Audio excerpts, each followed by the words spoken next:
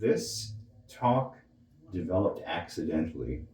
I was studying world literature, um, basically because I wanted to know. I wrote stories and I wanted to write better stories.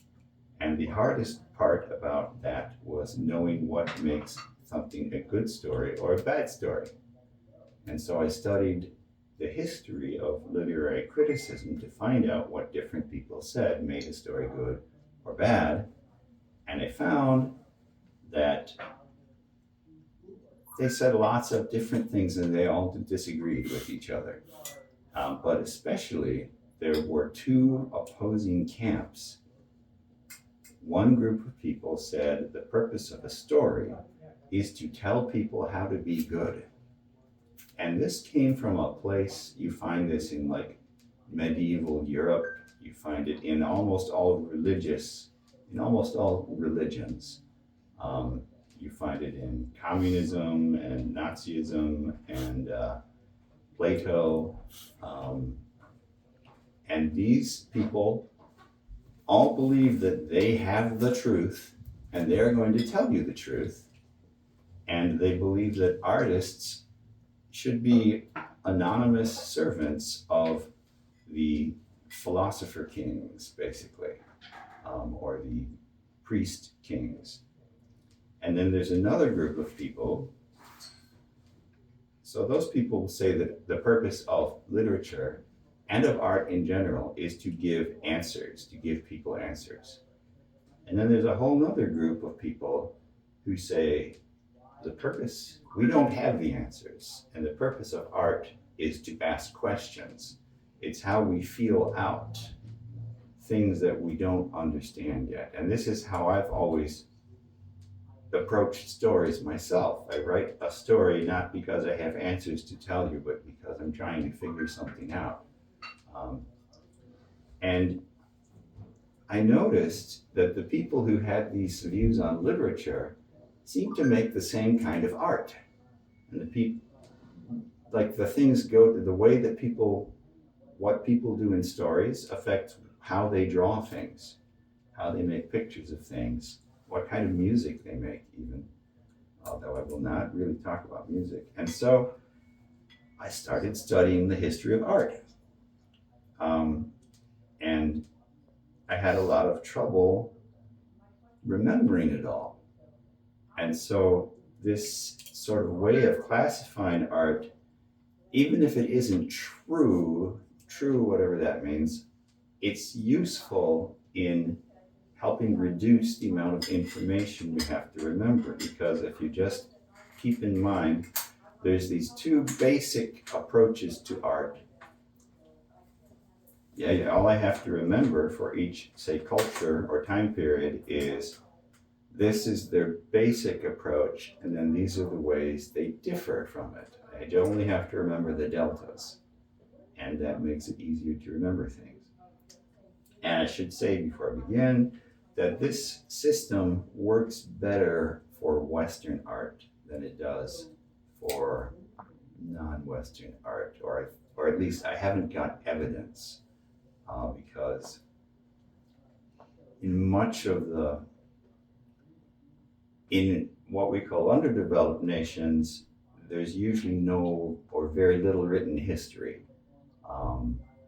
So it's hard to know what happened to 100 years ago, 200 years ago. And in like Asia, the whole continent, there's just too much. Like I couldn't become a specialist in Asian art and literature. I just sort of hit the high points. So I can only really say this works well for Western art, and to the extent that I have looked at Eastern art, it doesn't seem to fit as well. But here it is anyway. So this works pretty well. There's these three types of art. I'm using a system that I came across first in Franz Boas. He's a anthropologist, famous anthropologist from around like the 1920s. He was writing a lot. And he groups art into formal, realistic, and symbolic. And the formal art, well, that's stuff like this. It's regular, often geometric, repeating patterns. It's something that you could write an equation to produce this. And yeah, you could, for this one, you could write a series of equations and tell your computer to draw it. Here is a quill work box from the main area. This is from Rwanda. This is an art form which almost died out during the Rwandan genocide. Almost everyone who did it was killed.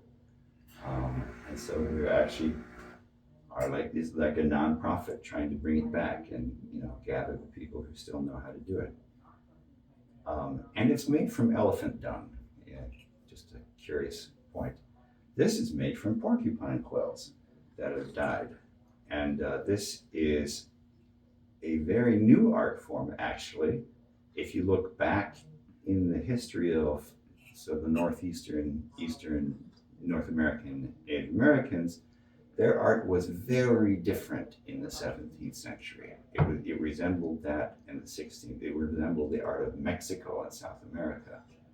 And I may mention that later in the talk, why that happened. Probably won't get to that though. A thing I noticed while looking at lots of pictures particularly of clothing, but of other things as well. See, these people are, upper left is Senegal, the lower right is Burkina Faso. These are both part of sub-Saharan Africa, and these people are living out in, you might say, in nature. When they look outside, they don't see buildings so much. They see trees and plants. And they put linear art on their clothing. And every piece of clothing in these pictures has things that are lines or squares. Whereas if you go to the same countries and you look in the big cities, you find people wearing things like these. And all this clothing has circles and teardrops and floral patterns and things on it.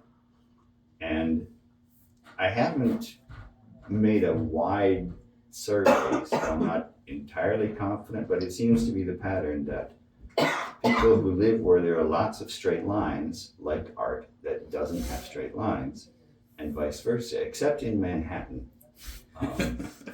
but in London.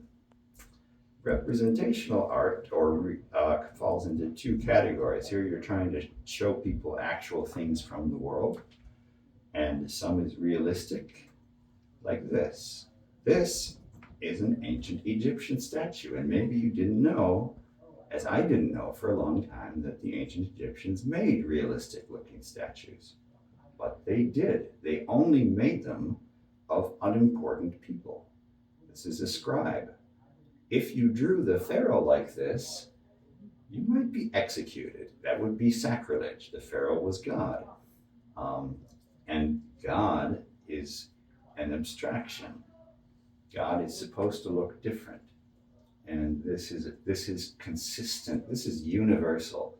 When people are drawing spirits, they do not draw them realistically. And I mean, we're talking Egypt, Sumeria. I'm not sure about China, actually Asia. I wasn't looking for that at the time. We are talking about that I can't say that about North America because they don't have a realistic style. Actually, didn't develop that, but it's almost universal. It seems to be universal. That if you are drawing the spirits, you make clear that these things are spirits. Like Byzantine art is a great example. And I don't have any pictures here, but you'll see like the icons with the Madonna and Jesus, and they look really creepy. They don't look human, and that's just because art people are saying, well, what do spirits look like? Whatever they are, they're not human. They don't look like humans. And okay, that's complicated with Jesus, but only ordinary people or animals naturalistically. And this is from the Neo-Assyria. No, I'm not sure about Paul. This is from Babylon. Babylon? Anyway, Neo-Assyria, yes. Okay, right. They drew very realistic animals. In their scenes of gods, that's different. And the king is more treated like a god, but he's still not a god. Here's from the Renaissance, Jan van Eyck. Extremely, almost photorealistic. That was the direction they wanted to go. Symbolic art is art which is pointing at something else. It is a symbol. And so you don't want to draw the thing entirely realistically. This is the sentiment that people have expressed, because that will, like a lot of several early church fathers in like the 4th century and later said, if the art is too pretty or the art is too realistic, people will admire the art instead of what they're supposed to think about, because the art is about God or some religious story. People, they didn't want them to appreciate the art, actually. They didn't want them to enjoy the art aesthetically. So this is from southwestern United States, made sometime between 6000 BC and 100 BC, and they can't date it any more accurately than that. And we really don't know who made it, or in the sense of knowing anything about them. But you can see this is very geometric, very sharp boundaries, very sharp outlines. The circles are nearly perfect circles. Everything is symmetric. Everything on there is drawn from a frontal view, standing up. None of them are running about. Here's an example from Australia of ambiguous age, because the basic picture was drawn about 4,000 years ago, but the Aboriginal people have a tradition of changing it somewhat, decorating it periodically. So like the fuzz, the hair, we know was added relatively recently, like less than 200 years ago. This is a very typical symbolic pose with the arms out and standing straight up, looking straight forward. You'll see statues of Jesus in this pose, although his hands are like this. And curiously, you'll see this in a computer animation studio. If they're animating a human body, they have a null pose where all the parameters are 0, and it's this, right? So that's not a coincidence. Cubism, term that people usually use to refer to modern art, but really it's been used all around the world throughout history. The Cubist approach is someone who doesn't want to show you what a thing looks like at one particular moment. It's more like when a draftsman, right, wants to make a new engine part. It used to, before 3D tools, you would draw 3 views: the front of the object, the side of the object, and the top-down view of the object, so that you get all the flat views of the important parts. And that's a thing that people want to do in Cubism. So like here's an ancient Egyptian tomb painting. The face is always drawn from the side, the head. The eye on the face is actually drawn as if you were looking from the front.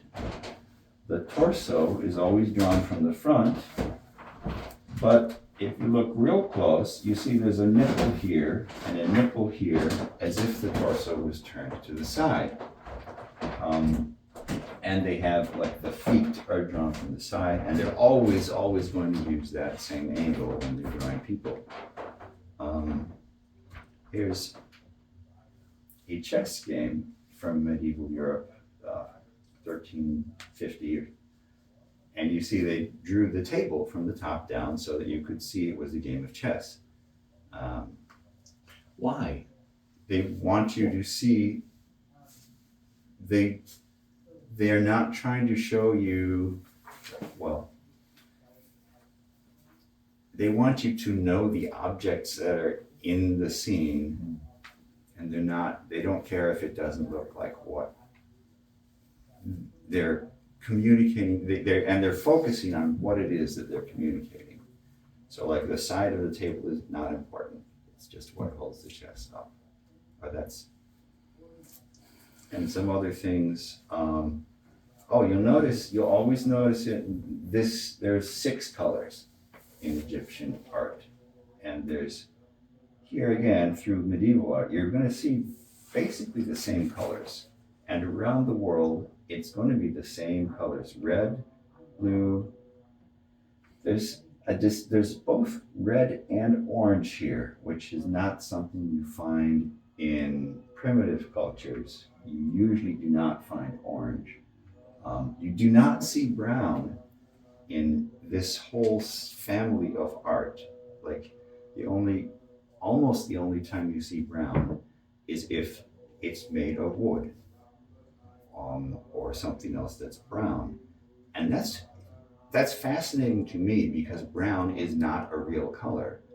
How did these people even know that? I don't know.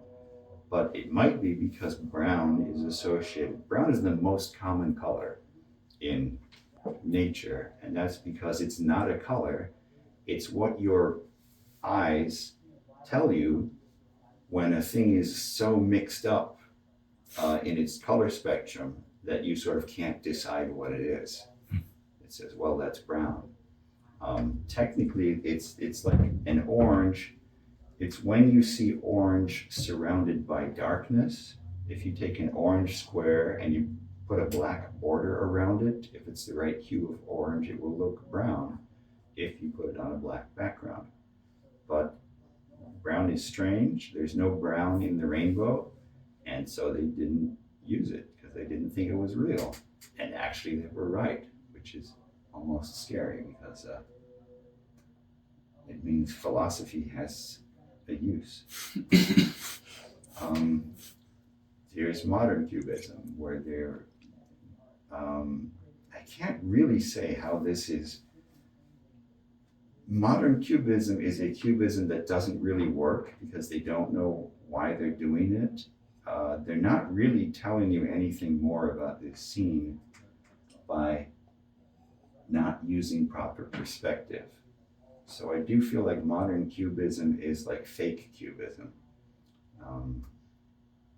but not always. Duchamp's nude descending the staircase, I guess I didn't put an example in here, is a cubist technique you also find in Assyria and the Middle Ages, where you have one picture and you show different moments within the same picture. So like you can see some medieval paintings where there's people traveling and you see Jesus over here and you see Jesus over here, and sometimes there's up to 3 Jesuses in the picture. And it's because here he's walking on the road, here he's talking to someone, and here he's doing something later in the story. So they're putting the whole story on one picture. And that's the same thing Duchamp is doing in his picture, Nude Descending a Staircase. Why is it called, so Cubism, if I understand correctly, is about like portraying multiple perspectives on the same plane. Why is it called Cubism? Because it sort of started, I should have, with pictures like this that Albert Goetz and Pablo Picasso were drawing around 1907, 1906. And they were using sort of a lot of them, like Goetz especially, were using geometrical shapes. They wanted to compose things out of geometrical shapes. Phil, can I make a guess? Mm-hmm. Because you said that draftsmen in the modern era would show you something directly top down, show you something from the side, and show you something from the front, which are the 3 axes of a cube. Yes. What if the artists then said, oh, therefore we should call this cubism because the XYZ axes are all represented on draftsmen, and we want to show those to the side. That's possible. Yeah.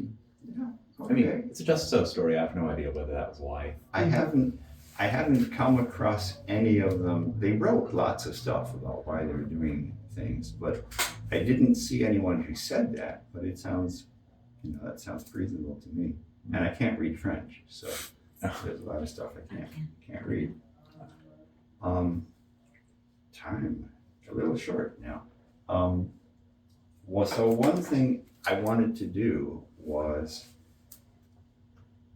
create or define a space where I could position art on that space to try to sort of get a feeling for what's varying between different styles of art and traditions.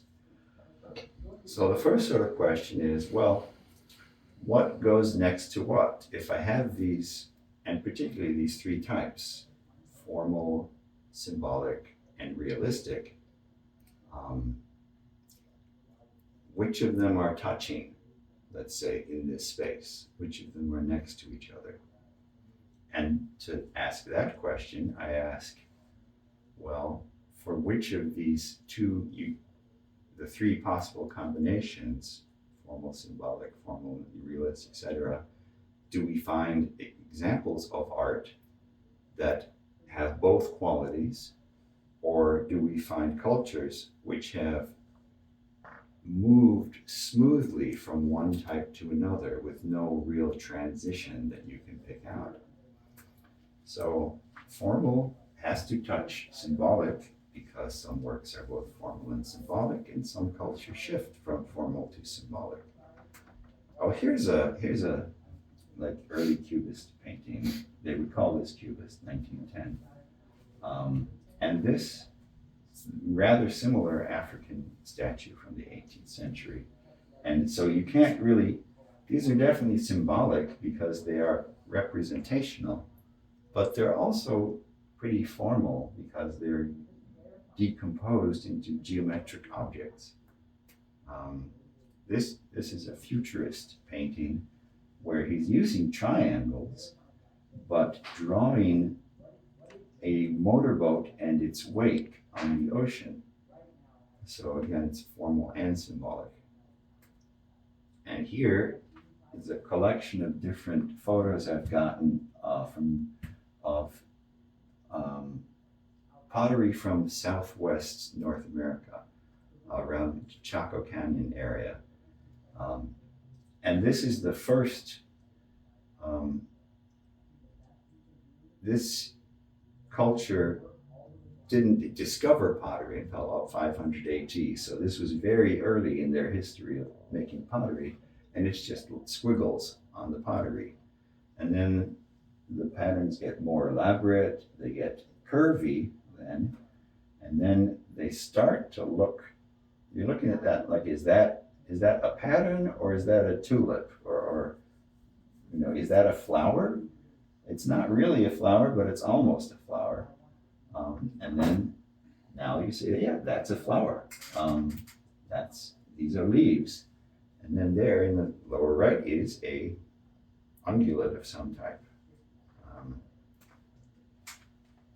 And here is a culture that, now that was the justification that formal touches symbolic. Symbolic touches realistic.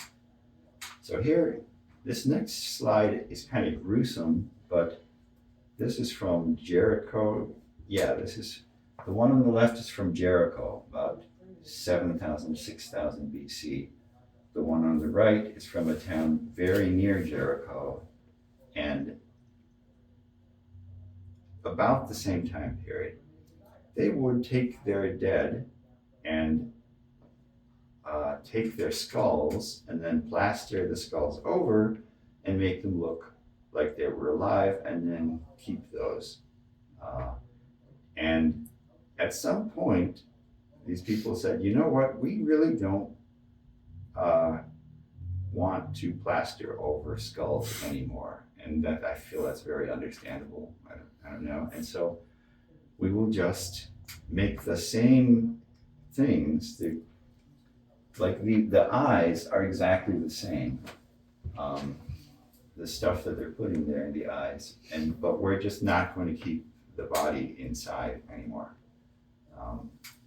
And so after they did that, then they developed symbolic aspects, like having a more circular head, having an elongated neck.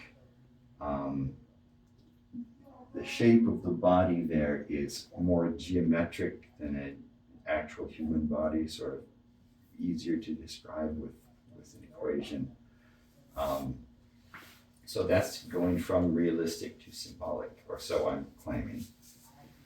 And here is a long series of slides showing a change over 800 years or so in ancient Greece, which started, that slide is in the wrong point. Okay, this really started around 1000 BC, but most of the samples are from 900 to 700 BC. This was their pottery, and you see this is all geometric forms, and when they have animals or people, each one is exactly the same, and they're not looking at each other, they're not interacting with each other, they're really just patterns. 100 years later, they started making sculpture of some of these animals that this is what they look like on the pottery. And then 700 to 500, they're starting to draw. Well, you just look at the stuff, it looks a little different. And these animals are looking at each other's faces, which is a thing you never saw in the geometric period. They're aware of each other. The archaic period, now these people never look at each other's faces again, but they're human figures. They're still very abstract. They're always standing straight, looking forward, exactly the same pose. These are copied from Egypt. They were trying to be Egyptian. This series arranged chronologically from 600 to about 500 BC. You can see them getting gradually more realistic. At this time, they were also putting these figures onto pottery. You can see cubist elements here, like this guy's head is looking to the left, but his body is facing straight forward. And here again, there's, if you try to work out where is his back, where is his arm, where is the spear, you realize the guy's doing something that's sort of physically impossible. And now we're reaching the classical period, and they're drawing very realistic people, but they're only drawing sports heroes, kings, gods. They're only drawing important people. And you'll see them ready to do something, but you will never see them in action. You will never see the guy actually throw the discus in the classical period. Like Poseidon here is about to throw his trident, but he is not throwing it. And okay, here's an exception. This is in the late classical period. There is a battle scene on the Parthenon, which is really well done, very realistic. And then the Hellenistic period is, ironically, Hellenistic means Greek, but it's the period when Greek was conquered. And their art became more, first, well, I'll summarize on the last slide, but a lot more emotional, a lot more action. This is a scene of Laocoon being killed by a serpent for telling the truth. Statues of a lion attacking a horse. This became actually a huge subject in the neoclassical period. And there's a painter who spent his whole career drawing this scene over and over in different ways, and accidentally invented Romanticism. when he found it looked better with a dark background. This is a Gaul soldier dying, and a classical Greek would have looked at this and said, why are we showing us this loser? This guy lost, and he's a nobody. We don't even know his name, and he's dying. So screw him. Why are you interested in this? Right? But the attitude, I think it's because once the Greeks were defeated, they felt more sympathy for people who were defeated, you know, and ugliness, and old people, and women. They were drawing statues of women who were not gods even. And this person is not standing straight up. She's stooped over. She's supposed to be a little drunk because she's carrying like a wine bottle, or seems to have been clutching. Actually, that's what some people said. I don't see the wine bottle, but yeah, this is on her not thigh. What? On her thigh. Oh, okay. That's his skin. Yeah, okay. So a similar thing happened in tragedy over the period 500 to 400 BC. Aeschylus was sort of writing stuffy prose. He was mocked by Aristophanes for that, for his heavy prose. And he was writing about kings. And by the time you get to Euripides loved to write about women. A lot of his heroes are women. Sophocles has Antigone as a hero, who's a woman. And Aeschylus is sort of telling people, we are Athenians, this is how we do things, this is why we do them this way. Euripides was more questioning why do we do things this way? Look at the bad things that can happen when everyone follows the rules. And so there's a increasing skepticism over the years. And the years after after Athens was conquered by Sparta, when we're talking about Greek art, 90% of the time we're talking about Athens. Athens was after 500 BC, Athens was the intellectual city, and there was no second place. But it was totally dominant, intellectually, culturally. I mean, not dominant, not like everyone was imitating it, but like all the stuff we like is from Athens. I don't think I have time to go over this, but there was a period where historians looked at this and called it degenerate art because it has ugly people, because it has sick people, because it is questioning authority. And that's basically what the term degenerate art used to mean before Hitler got a hold of it. But that is a thing that often happens, and I do not necessarily feel that it is in any way degenerating, but that's the term that's used for it. And there is a novel called the Hellenistic novel, which was actually written after the Hellenistic period, but is about the Hellenistic period. And in these novels, the characters are living lives that are completely beyond their own control. They're being kidnapped by pirates, they're being made slaves, they're being, all sorts of terrible things happen to them, and they're just trying to restore normality, and that's the whole plot. They're not accomplishing great deeds, like, in the classical period.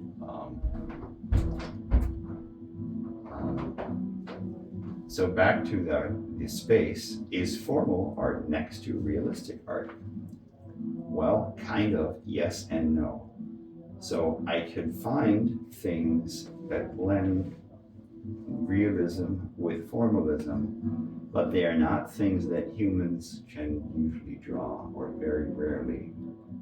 So the route to get from formal to naturalistic art is through fractals. This is a very simple, still very formal and very famous fractal. Actually, I think this is the first fractal discovered. the Sierpinski gasket, and you'll see somebody drew it in 11th century Rome on a floor tile. You're more likely to have seen things like this, very famous fractals, which, very hard to draw by hand. No one would really do that. This is a Islamic tiling pattern, which is very interesting, became very interesting to us only after another several hundred years, when Western mathematicians realized what's going on here. This is a pattern that is regular, but you can spread it on an infinite plane and never have the pattern repeat. So I don't actually understand that myself. But people were trying to do that in the 15th century in Iran. Here's a fractal from the Book of Kells, where you see the circles within circles within circles, and you'll see here, if you look closely, you'll see there's big loops and smaller loops around the big loops, and still smaller loops around the littler loops. That's from the 8th century, about 800 AD. And I wrote CE everywhere, but I didn't know if people would know. Now here, this is actually, looks like a tree, but it is a fractal. It is generated by a computer that knows nothing about trees, except that they are fractals with particular rules. So that, oops. And here, there's that seashell. And this is really interesting because you can create this pattern with a very simple cellular automaton. What is cellular? Does anybody other than Danny know what a cellular automaton is? Yeah. Well, very briefly, this is actually one-dimensional, meaning if each horizontal line here is the automaton at one moment in time. I wish I had a video. The pattern is generated by running it forward in time. And at each time step, each pixel, its value changes according to a rule based on what the values of the pixels around it are. And what was a fellow named, two people, Wolfram, whose first name I'm blanking on. Stephen. Yes. And Chris Langton did a lot of study of one-dimensional cellular automata like this, and found that they could use it to reproduce interesting patterns that never repeat and that are scale-free.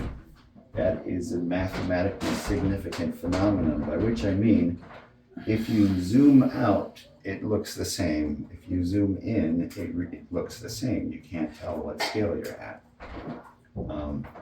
And this slider is adjusting a parameter, which is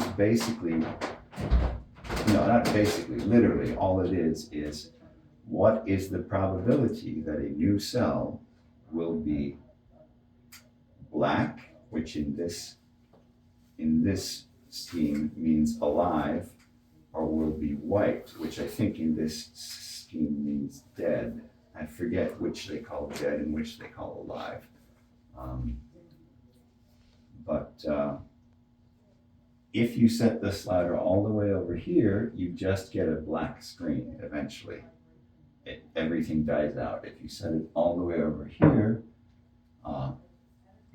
everything almost turns white. And there's a story in that which I hope I get to tell you.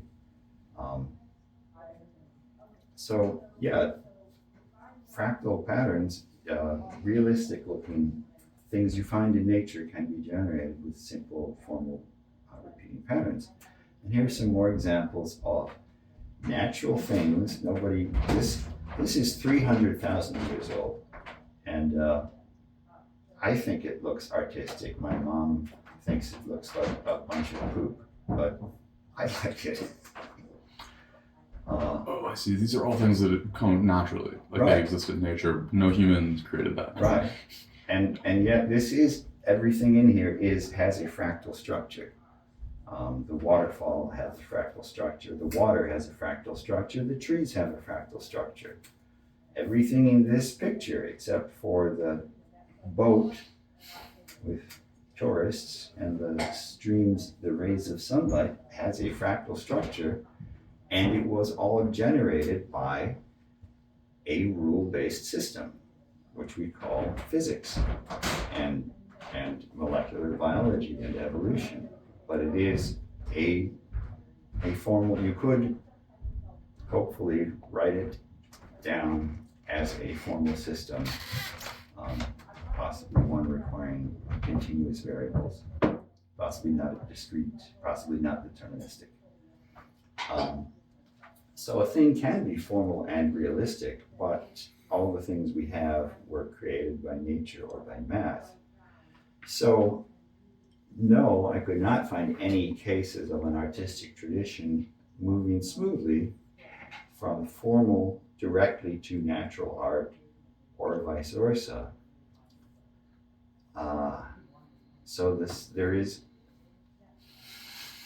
And yet the things are actually, there is a continual path between them. So symbolic art, I'm saying, is not the same does not have the same sort of ontological status as realistic art or as formal art. Symbolic art is in the eye of the beholder. If you look at something and you say that is a symbol, that is not really a result of the pixels on the screen. That is a cultural thing. And so I'm going to say that symbolic art is those pieces of space in the space of formal art where we've attached meaning to these things. And now I want to talk about myth. Myth and art are very closely tied together. Most of our ancient art is myth or is related to myth, maybe describing scenes from myth. And a central theme, which you might call the first theme because it comes up in creation stories, most of the time, or a lot, it very often comes up in creation stories and other stories, is the opposition between order and chaos. And Western creation myths are almost always about the creation of order from chaos. And we've got Greek, Babylonian, Egyptian, Platonic, Norse, and the Nazis also had myths about creating order out of chaos. And I didn't even list the Bible, which, same thing in Genesis.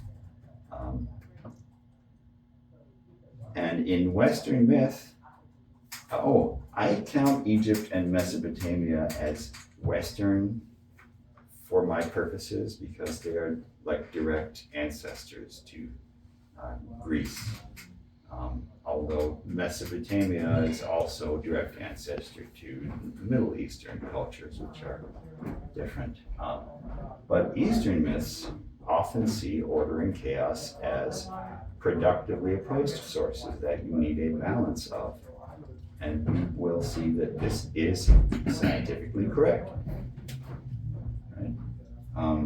So I'm proposing that order versus chaos is a dimension in our space, because one of the functions of art is to control the balance of order and chaos in your environment. People in natural environments like linear, orderly things, and people in cities like less orderly things. opposition between order and chaos is literally foundational in myths. And you can see how the different attitudes towards order and chaos are important to culture. It's 11 o'clock, so I'm going to have to fly through this, but I'm going to say order and chaos is a dimension. And I call this the contrast between fire and ice, or ice and steam. Frozen, this is the orderly regime. It's like when water is ice. Liquid is in between. Steam is chaos. Steam is when random behavior. So here's my first try at art space, where I put the solid, order, chaos, gas, liquid in the middle. But then when I try to map formal, symbolic, and realistic onto it, I'm only taking up half of this area. And I end up with a lot of artworks that I just can't I can't say where they go on here.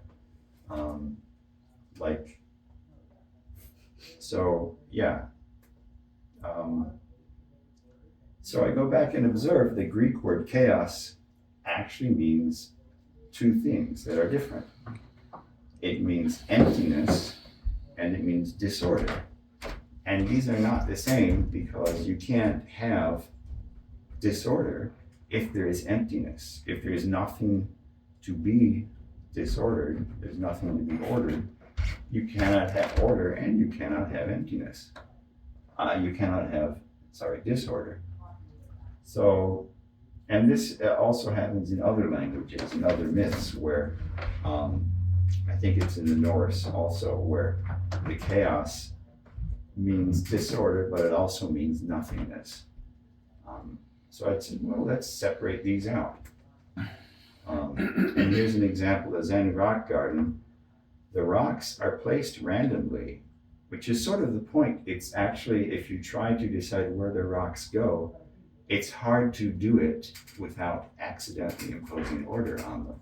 So it's a very Zen thing to try to make it random by using your will.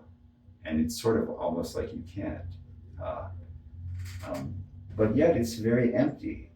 It's mostly empty space, conceptually. This I'm going to skip. So here's my second try, is to have a two-dimensional map where you have from being to void and order to disorder.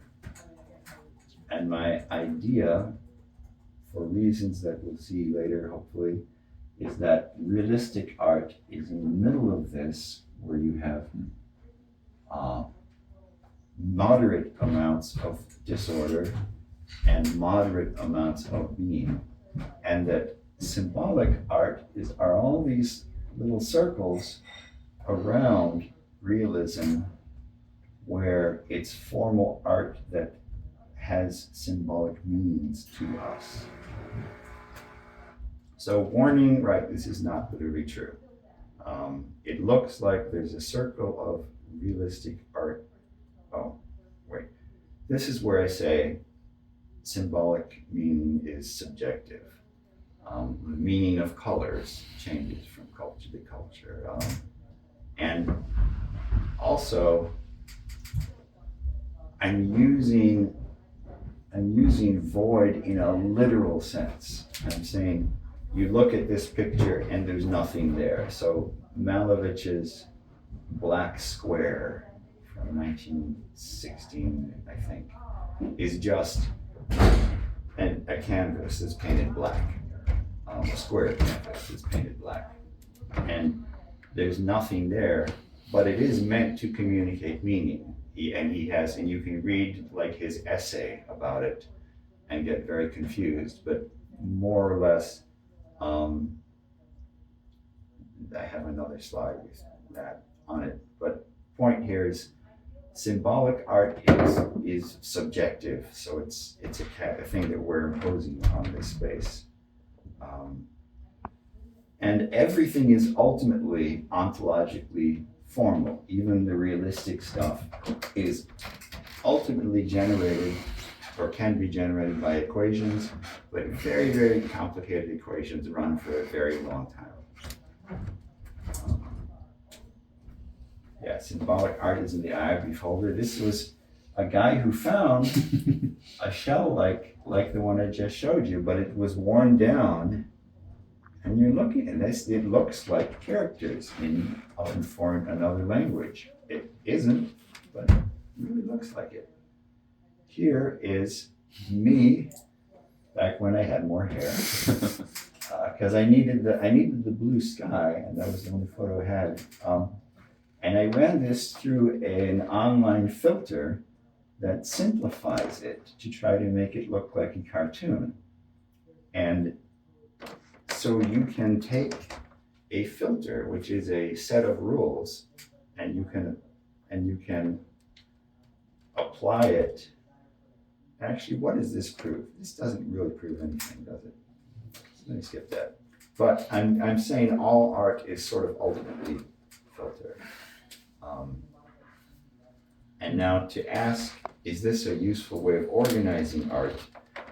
I sort of picked out different points in the space with different categories of art and tried to see if I could find an example for each point in the space. I could not find an example for natural art of high order, and that is significant. It's strange. I found an example of naturalistic art, realistic art that is very disordered, but it's really weird, and you'll see it and you'll know which one it is.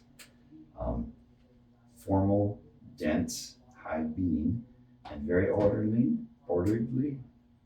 Mondrian, a guy who made paintings like this for 45 years, and people still love them all and said each one was brand new and innovative.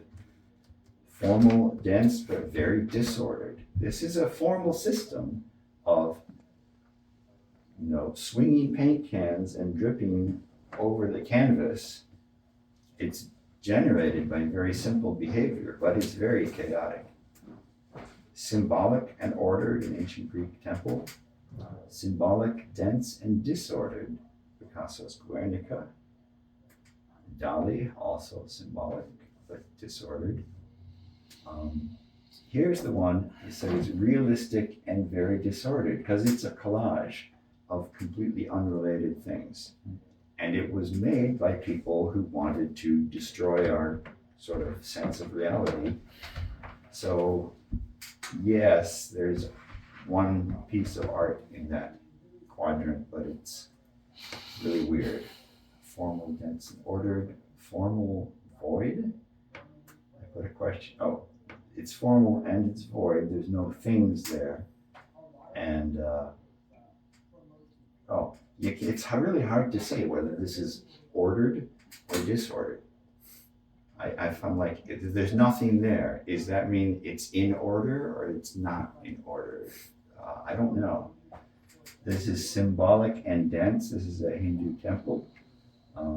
All those little things are like statues, figures, even the tiny ones that look like they're just geometric forms.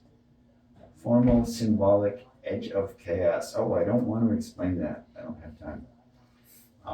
Symbolic, void, and here, I should delete this because I was using void for things associated with death. And I'm not sure if I should do that or if I should keep it strictly a thing that's based on the pixel count, right? I'm not sure. Realistic, dense, disordered, natural, void. I'm doing the same thing again here. This was one of Hitler's most favorite paintings. And he would go and stare at it for hours sometimes. And it's a terrible, violent scene about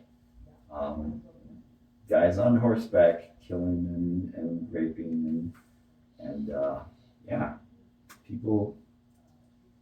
I could make some comments about the painter who did that, but will not right now.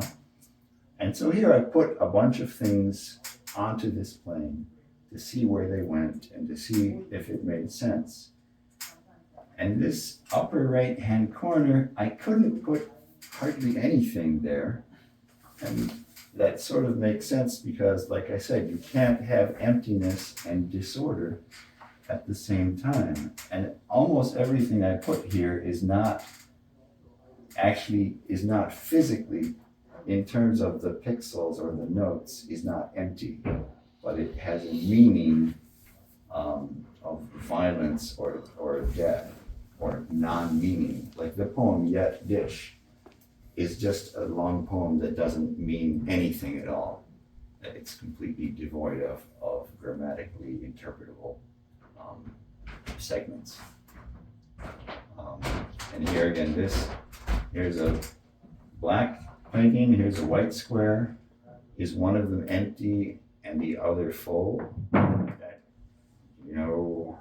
I don't think so, because sometimes you're saying the black, when you're looking at like a printed page, the black is being and the white is void.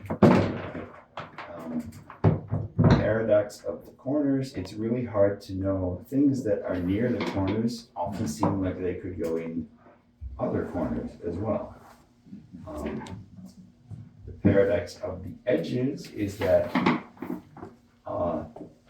you cannot actually put anything on any of the edges. If you try to do it, this has to do with, well, if you let being be the fraction of 1 bits, which I think is reasonable in like a pixelated picture, things that are white, call them being. The things that are black, call them non-being.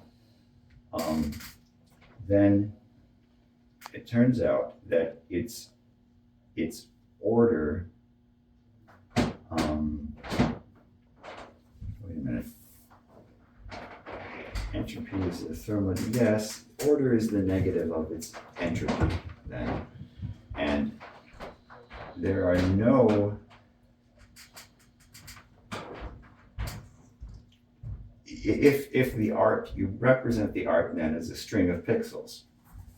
Well, the only string of pixels that has entropy 0, disorder 0, are all zeros or all ones. And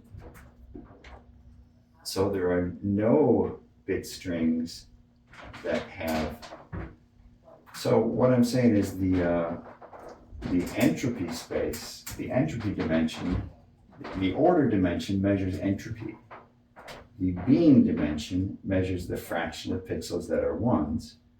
And there are no points on the edges between the corners that have some ones and some zeros that have 0 entropy, which means this edge is empty and that edge is empty. And there are other reasons for figuring out that the top edge and the bottom edge are also empty. So why are they empty? That's weird. Well, what is entropy? I wish I could spend more time on this because this is so important. If you want to do philosophy, you need to understand entropy. But this comes from thermodynamics. Physicists have a word for the dimension, for the ice to fire dimension, and that is temperature. Ice is very cold, and that really means it has very low entropy. 0 entropy at absolute 0. As you gain entropy, the temperature increases. Temperature just is entropy. That's literally what it is at the atomic level. And the math for it, perhaps I will not explain. Oh, well, this is the math to explain why it is that equation. The LG here, that should say LG, logarithm base 2, a special logarithm for bits. If you flip a coin, to tell you whether it landed heads or tails takes 1 bit of information, because there's 2 possible choices and 1 bit is the least, that's the smallest decision you can make. 1 of 2 choices. So that's called 1 bit. to specify one out of two things takes 1 bit. To specify 1 out of 2 times 2 or 4 things takes 2 bits. And if a thing has 1 over 2 to the nth chance of being the thing you want, you need n bits to specify it. And you know what?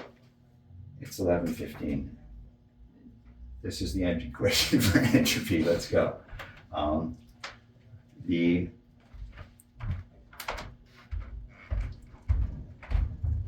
thing about entropy is the maximum disorder is at the middle point between everything is black and everything is white. And that was our being order dimension. But it turns out, if you look at the entropy measure, all that being order dimension is 2 copies of our order disorder dimension. You start with order here, the being void dimension is actually the same thing as the order disorder dimension duplicated, because the point of maximum disorder is halfway between them, where there's an equal probability always of having a white cell or a black cell. So it goes order, just a disorder, back to order again. And this means there's a whole literature that I did not explain. I guess my slides are not in the right order, where people working with cellular automata found that lifelike patterns are generated in a region between the full being and the void. But they're usually not. So I was confused by this, because in his first paper, Chris Langton said, this is in the center. It's in the exact center, because there's only one region of life. But when I ran the simulations myself, I find if you use larger neighborhoods, you get 2 regions where you have, and they're not in the center of the being void dimension. They're off to the side. So something really weird is going on here. I have to explain this. I have to go through this section before I can tell. That's why I'm having so much difficulty. This is from psychology. This is called the Wundt curve. People are measuring. This was done for like marketing. People want to know how often should we put our candidate's name out there, say, or how many ads should we show? And the appeal, actually, no, this is not. What psychologists were doing was saying, what is the appeal of a stimulus as a function of how complicated it is? Or that was what they thought they were doing. What they were really doing is, because this was before anybody had defined complexity in any useful way, and people thought complex meant the same thing as disordered and chaotic. So really, this says, as things get more complex, they get more interesting up to a point, after which they get less interesting, and it's symmetric. And actually, what's going on here is things are getting more complex up to this point where they're most appealing. And appeal is measured by things like how much time people spend looking at it, or how startled they are when they see it. Like for babies, you measure how long they look at something. At this point, the randomness takes over and is dominant over the structure within the picture. And what they're actually looking at here is high randomness. Oh, and this is important in art history, because the whole modernist period was people saying more complexity is good, So we should make things that are totally random, and that will be really interesting. And so people made like 12-tone music or musical compositions that were just random sequences of tone.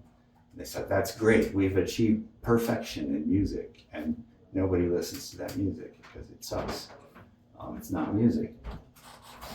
Because complexity is not the same as randomness. But this is an important point. On the disorder dimension, the point of natural maximum aesthetic appeal is basically in the center of it. Now with cellular automaton, this is the phenomenon I was talking about, where at one, lambda is the fraction of cells that are alive. If lambda is almost zero, the cells die out. And here the living cells are black. As you increase it, the patterns get longer until here, he says, at lambda 0.5, the pattern never dies, or might never die, and yet never repeats. It will eventually repeat for stupid reasons. And then when you go beyond that point, you get disorder, you get noise. That turns out to be a lie. But that is why I chose the dimensions that I did. And here is the slide that misled me. Here's measuring lambda and transient length and saying it's maximum at 0.5. And maybe, I'll get back to that. This is a slide from a totally different paper. A guy was trying to predict the next output bit of a, he was running two numbers through a mathematical function which is recursive and chaotic, so that the next output bit is essentially impossible to predict. And he says, well, it could be predicted, but it's very difficult to predict. And here, what he was doing was trying lots and lots of random different finite state machines to predict the next output bit from a function that was deterministic but almost random. And so this is a measure of complexity. The number of states, the vertical dimension is how complex does my finite state machine need to be the best at predicting the next bit. The bottom dimension is entropy. And so this is really complexity, and this is entropy, which is disorder. Max disorder here, max order here. And the region where the patterns are the most complex are not exactly in the middle of this, but at the side here. And there's a reason, now I know why this is closer to 0.25 than 0.5, because this is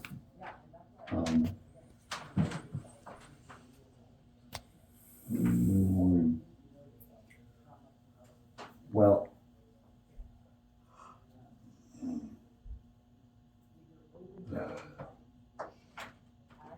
normalized entropy. Oh, this is normalized entropy. This is actually maximum entropy. Okay. This is minimum entropy. I was getting confused by the 0, 1. And the point here to say is the maximum complexity of any sequence, anything, any pattern is somewhere where entropy is in the middle, not at the extremes, not at either end of the spectrum. So from these two things, we're getting, this one says complexity is maximum in the middle of the being void dimension. This one says complexity is maximum somewhere sort of in the middle of the order-disorder dimension. So that's saying that on this map, way back here, that's why this center region, which is not necessarily exactly in the center, I said was where realistic art is, but it's also then where the most interesting art is. I'm lying a bit because there are assumptions in that. The assumption is that the most interesting art is the best art. And the people who believe that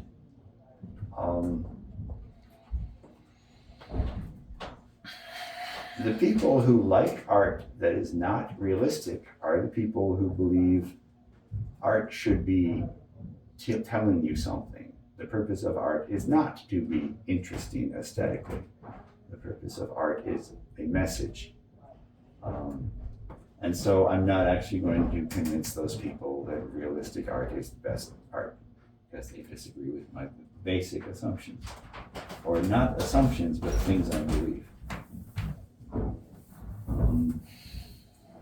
So we are going to have to wrap up now. I'm just going to show you,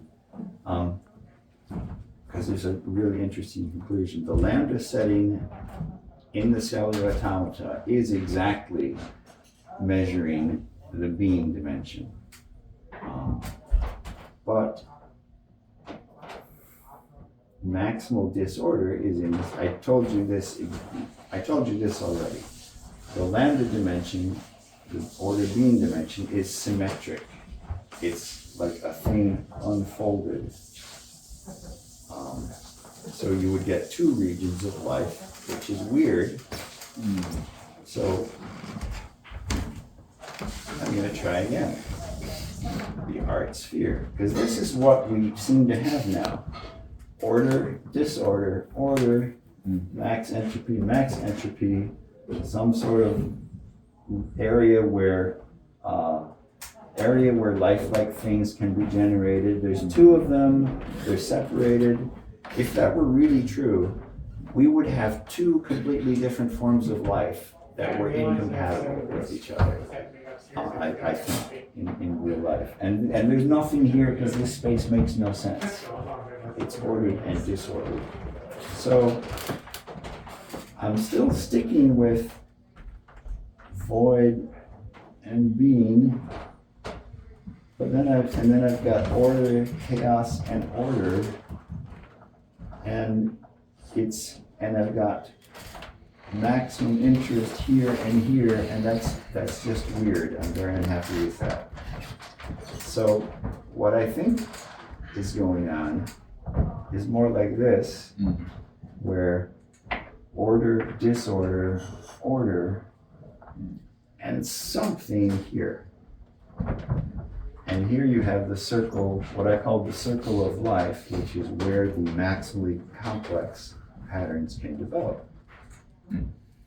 Well, I need another dimension for life to be contiguous, for life to be a thing, sort of.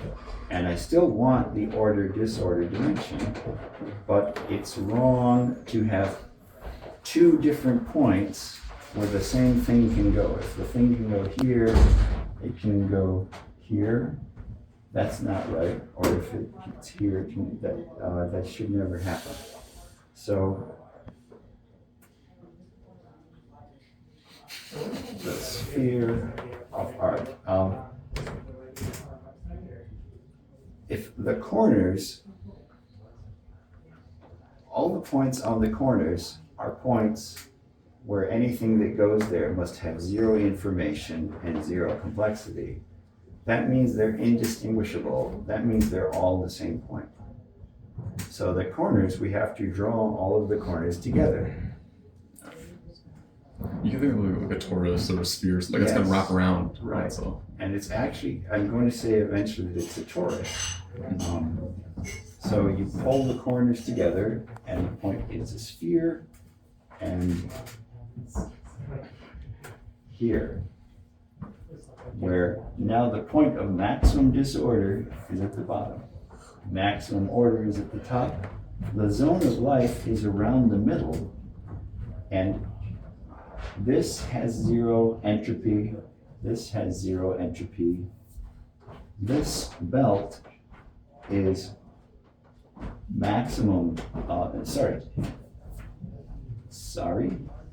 disorder, maximum entropy here, minimum entropy here, just the right amount of entropy here. And that means that this belt contains this contains the region where there are the most possible configurations. Some parameter here is set so you have the most possible configurations. And a trip on our on our being void dimension starts here, it goes around here, it goes through disorder, and it comes back here at the other end. Now, entropy again. Entropy is 0 here, entropy is 0 here. Entropy is proportional to, well, so when entropy is 0, there's only one possible state. Well, if there's 2 cells in a 2-state system, if you have 2 bits, there are 4 possible ways to have 2 bits. There are 4 possible states. If there's 1 bit, there's 2 possible states. The only way to get 0, 1 state, is to have 0 bits. So there is nothing there. These points are points of emptiness. Points of, and what this means is that the point of absolute order is the same as the point of ultimate emptiness. Complete order and complete emptiness are indistinguishable. And so you actually want to pinch those points together in the middle, and you do get a torus. And then the funny thing that happens is all those points that were in the corners are all next to each other now. And that explains why I had this weird thing going on. I'm not sure where the slide is, but I was finding, when I had my map, I was finding a lot of artists were jumping around the corner. They're going from one corner to another. And I thought, well, that's kind of perverse. Why are they just going as far as they possibly can? Well, they were not. They were going across the point, the center of the torus, which is like an open, it's an open set. That point isn't actually there, but yeah, they were traveling around the center of the torus. And what I wanted to say is, imagine that what you're actually representing is pixels, and you have red, green, and blue, red, yellow, and blue pixels. And so, because the circumference of a horizontal slice through this thing is proportional to the number of states with that much entropy. So for red, green, and blue, you're going to have a stripe which is mostly red, and a stripe, I think, which is mostly yellow, and a stripe which is mostly blue. But if you're just interested in alive and dead, then you're going to get one side of this, that is what I earlier called void, and a side of this, that is what I call being.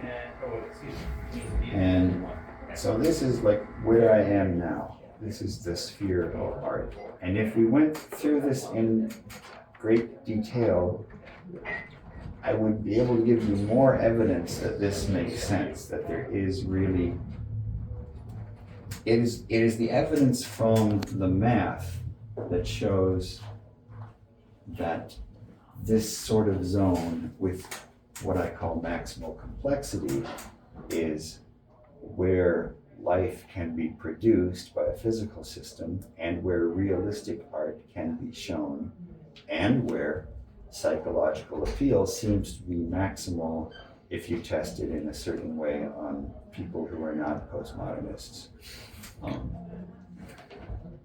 And this was going to explain that, but we do not have time to do that. Well, I'm proposing a definition for complexity here, which is based on Murray Gell-Mann's concepts of complexity. And I'm defining it as you find the minimum number of bits needed to specify an artifact. And some of these bits are in an algorithm, and some of these bits are data, and we call the data random. That's the random part. And you find the machine where the code plus the data is the least. And you say the complexity is the length of the code. So that means you might not be picking the shortest piece of code that can generate something. And that's because the shortest piece of code is always put a random bit here. And you can generate anything that way. And any pattern on pixels.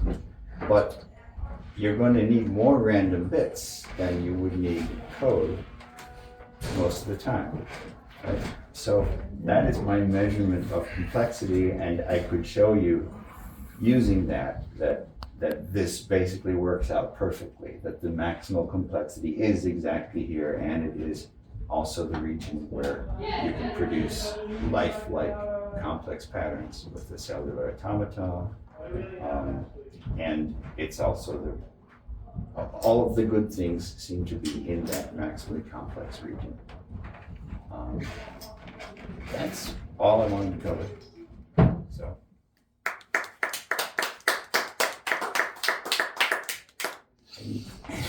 I don't. We're supposed to eat now.